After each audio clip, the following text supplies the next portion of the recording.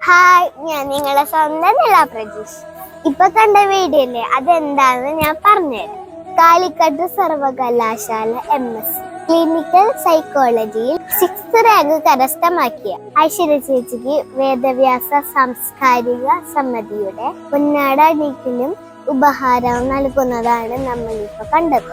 ചേച്ചി നന്നായി കഷ്ടപ്പെട്ടിട്ടാണ് ആ റാങ്ക് നേടിയെടുത്തത്. അപ്പൊ നമുക്ക് അഭിനന്ദിക്കണ്ടേ? വേണ്ടേ? ഇതെന്താന്നല്ലേ, ഇത് ഞങ്ങൾക്ക് കൃഷ്ണേന്ത്യക്ക് ഡാൻസ് കളിച്ചപ്പോ കിട്ടിയ സമ്മാനാണ്. എങ്ങനെയുണ്ട്?